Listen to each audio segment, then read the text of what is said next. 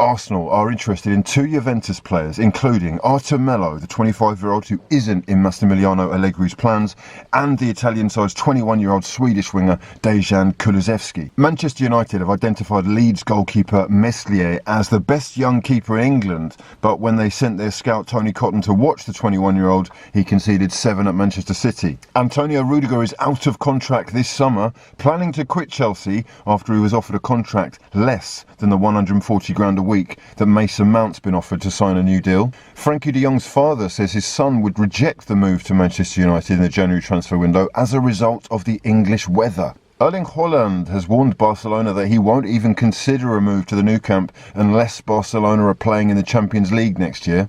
Roma boss Jose Mourinho is keen to bring in 25-year-old midfielder Ruben Loftus-Cheek from Chelsea. The scouting department at Newcastle United have been keeping an eye on the talent in the Championship, and they have marked out Elijah Adebayo, Luton's 23-year-old English striker, as a possible target. Fabinho, Curtis Jones and Virgil van Dijk all missed last night's Premier League fixture against Newcastle after registering suspected positive tests for the Romelu Lukaku, Callum Hudson-Odoi, Timo Werner and Ben Chilwell all tested positive as well. Inter Milan are going to terminate Christian Eriksen's contract by mutual agreement as he is officially not allowed to play in Serie A with a defibrillator. And former Arsenal midfielder Emmanuel Frimpong has urged the club to sell Pierre-Emerick Aubameyang after he was stripped of the captaincy.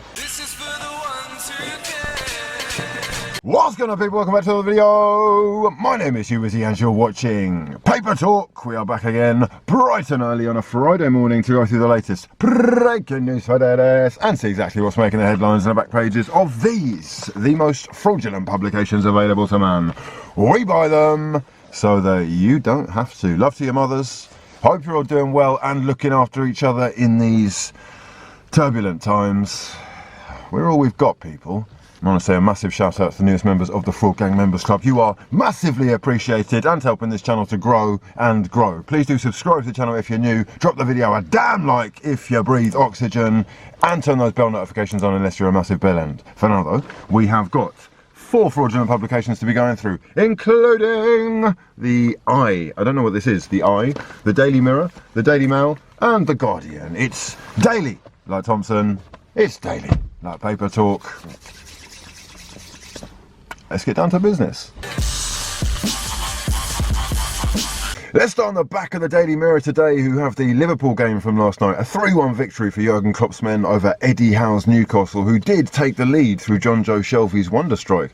He's got a habit of scoring fantastic goals from long range. However, it was Diogo Jota and Mo Salah who has assisted or scored in his last 15 consecutive games, and a thunderbolt from the gods from Trent Alexander-Arnold. One of the best goals you're ever going to see. Cleanest strikes from outside the box, giving Liverpool a well-deserved 3-1 win and closing the gap at the top of the Premier League to Manchester City to just 1 point. The race is on. Up here we've got a Lewis Hamilton story. Fears Lewis could walk away from F1, so Lewis Hamilton apparently will never get over the Abu Dhabi controversy, and that race from Sunday may well have taken its toll. He is threatening to walk away from Formula One altogether if boss Toto Wolff is to be believed. He said he hopes Lewis doesn't walk away from the sport entirely. Over here we've got Blewett. Chelsea held by Toffees. Jared Branthwaite with a toe poke home to give Everton a sensational draw. Chelsea dropping 2 points on a day when they had plenty of names out due to the old,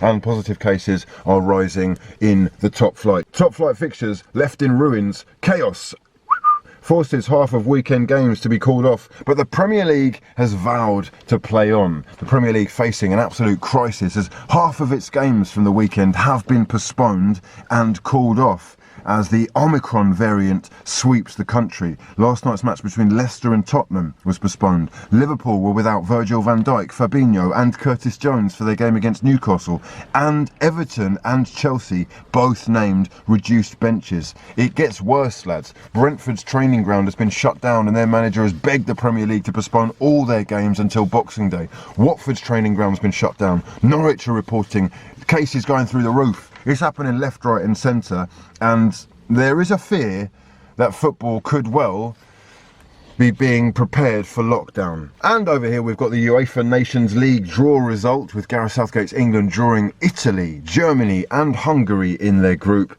Really good preparation for the World Cup in terms of the quality of the sides. People are beginning to worry about the congested fixture list though in the build-up to the World Cup in Qatar next year. This will take place in the summer, and Southgate said that he is thoroughly looking forward to another opportunity to try and win a trophy. Algorithm Dons, I see you. All those full stops are appreciated. I'll try and reply to as many comments as possible.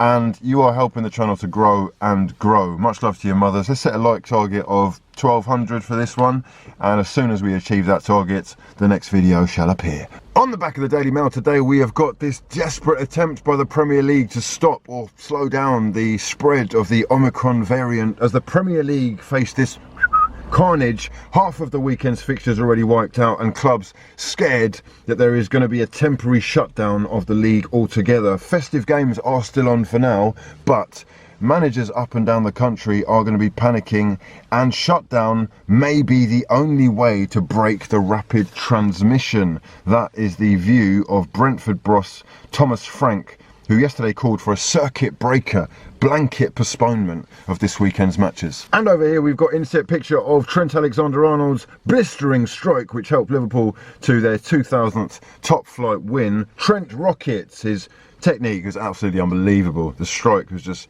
perfect. He couldn't have hit it any better. He said he'd been waiting 5 years for one to just land and fall to him outside of the box like that, and he did not make a mistake. 3-1 on the night. Liverpool look like title favourites with Manchester City right now. And down here we've got Toto Wolff again saying that he doesn't think that Lewis Hamilton will ever get over the Abu Dhabi controversy from the weekend, and is just hoping that his driver doesn't quit. On the back of the Guardian we've got Butler and Root, two English cricketers playing in the Ashes against Australia, and massively fraudulent performance from the English so far. Australia 221 for 2 in the first innings of the second test, and looking like the favourites yet again. Down here we've got the show must go on. Premier League refuses to take fire break despite crisis.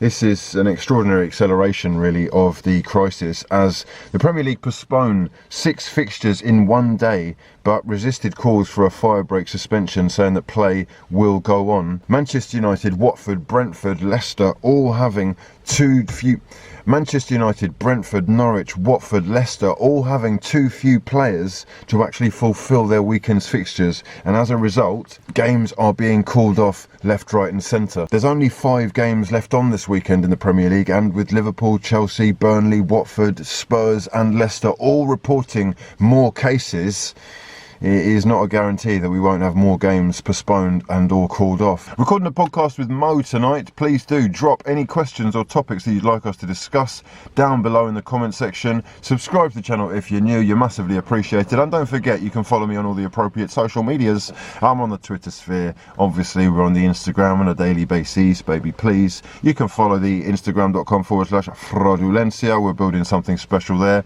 We've got the Discord. There's links in the description box below to everything that you need. Click away to your heart's content and I'll see you there. On the back of the eye, we've got this piece by Chief Football writer Daniel Story, which says the only certainty of this new outbreak is it is here to last, and he offers some alternative options of how we could be dealing with this. Jurgen Klopp, for example, saying that we need some transparency in the results of PCR tests that have been taken.